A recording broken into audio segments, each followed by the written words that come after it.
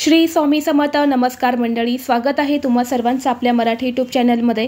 स्वामी महाराजांच्या कृपेने तुमच्या सर्व चांगल्या इच्छा मनोकामना पूर्ण हो ही स्वामींच्या चरणी प्रार्थना करते आणि आज या नवीन व्हिडिओला सुरुवात करते. आज आहे 25 जून 2024, वार मंगळवार आणि आज आलेले आहेत अंगारक संकष्टी चतुर्थी. जेव्हा संकष्टी चतुर्थी ही मंगळवार येते तेव्हा अंगारक योग हा तयार होतो आणि या चतुर्थीला अंगारकी चतुर्थी असं म्हटलं जातं. अंगारकी चतुर्थी ही फक्त वर्षातून एकदा किंवा दोनदाच येते. या चतुर्थीला खूप महत्त्व दिलं जातं, कारण आपण जर या चतुर्थीचं व्रत केलं तर वर्षातील आपल्याला 21 चतुर्थींचं फळ जे आहे तर ते प्राप्त होत असतं आणि म्हणूनच या दिवशी व्रताला अनन्यसाधारण महत्त्व दिलं जातं. हे व्रत जे आहे तर ते अगदी लहान मुलांपासून ते मोठेजण सर्वजण करत असतात. या दिवशी गणेश तत्व हे पृथ्वी तलावरती खूप जास्त प्रमाणामध्ये जागृत असते. अंगारकी संकष्टी चतुर्थीला म्हणजे संकटाचा नाश करणारी चतुर्थी मानली जाते. जो खऱ्या मनाने व्रत उपवास करतो आणि विधीप्रमाणे गणपती बाप्पांची पूजा करतो, श्री गणेश त्याचे सर्व संकट दूर करतात. त्याच्या जीवनात मंगल गोष्टी घडवून आणत असतात आणि प्रत्येक कामात कार्यात यश मिळवून देतात. गणपतीला विघ्नहर्ता असंही म्हटलं जातं.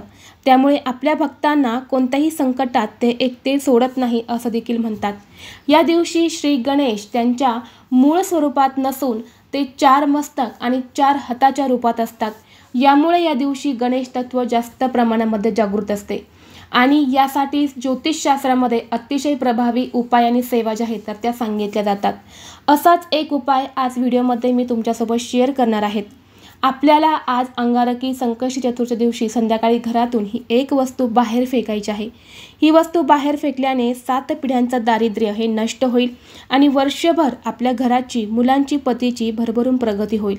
घरामध्ये अखंड लक्ष्मी नांदेल. घरातील सर्व अडचणी, दोष, नकारात्मकता ही नष्ट होईल.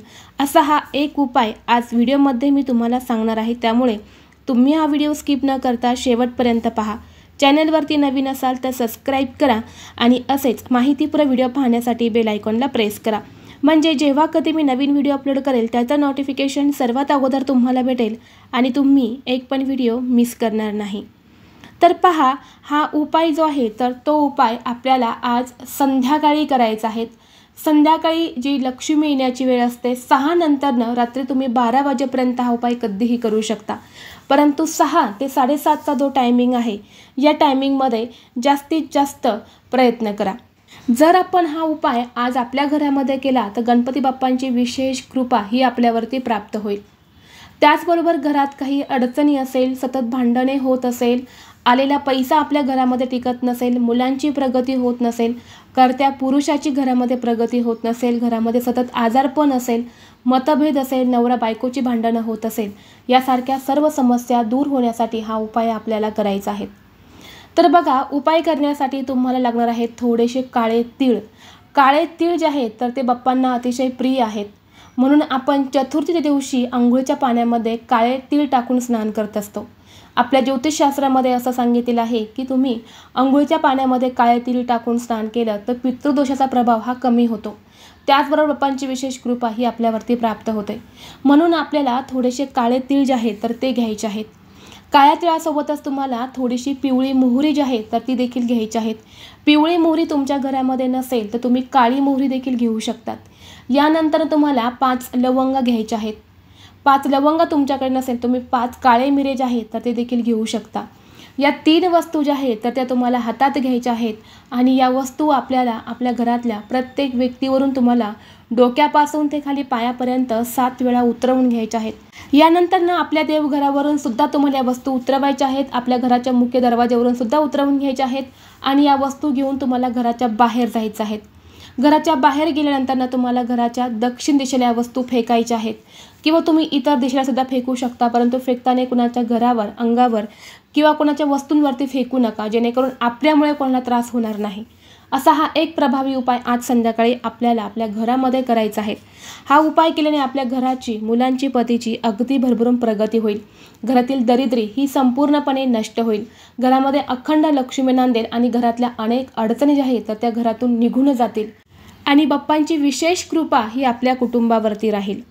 त्याचबरोबर तुमच्या मुलांची अभ्यासामध्ये प्रगती होत नसेल, अभ्यासामध्ये कुठल्याही प्रकारच्या अडचणी येत असेल, नवीन शाळेमध्ये ॲडमिशन घ्यायचं आहे, कॉलेजमध्ये ॲडमिशन घ्यायचं आहे, मुलांना सरकारी नोकरी लागत नाही, तर तुम्हाला आजच्या दिवशी मुलांसाठी एक प्रभावी उपाय करायचा आहे।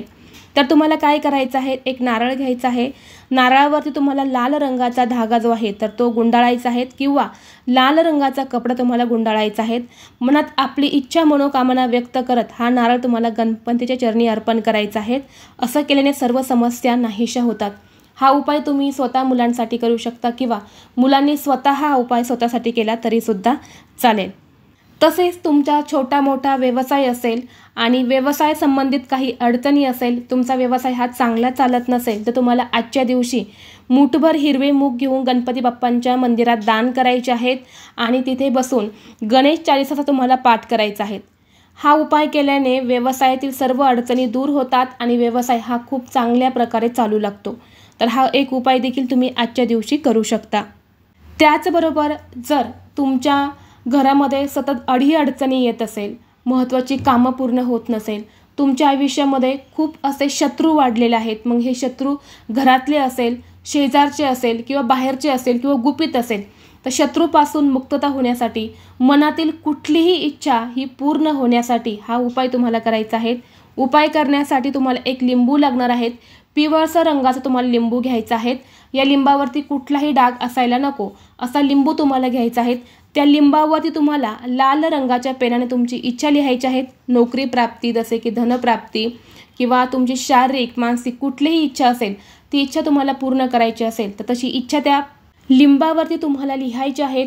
यानंतर तुम्हाला बाप्पांच्या मूर्तीसमोर आसन टाकून बसायचं आहे, लिंबू हातात घ्यायचा आहे, ओम गण गणपते नमः या मंत्राचा 108 वेळा जप करायचा, मनोमन तुमची इच्छा व्यक्त करायची आणि हा लिंबू तुम्हाला गणपती बाप्पांच्या मूर्तीमागे ठेवायचा आहे।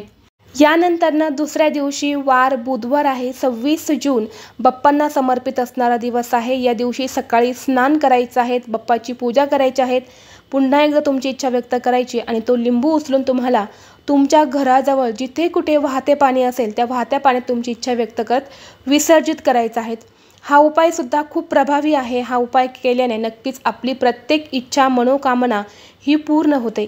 तर हा एक उपाय देखील तुम्ही आजच्या दिवशी करू शकता।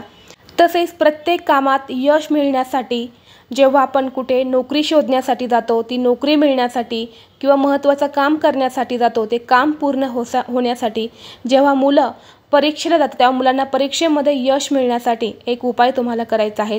आज जेव्हा तुम्ही गणपती बाप्पांच्या मंदिरामध्ये दर्शनाला जाणार आहेत त्यावेळी बाप्पांच्या चरणी जर कुणी तांदूळ आणि गहू अर्पण केलेले असेल तर ते तुम्हाला घरी उचलून आणायचे आहेत।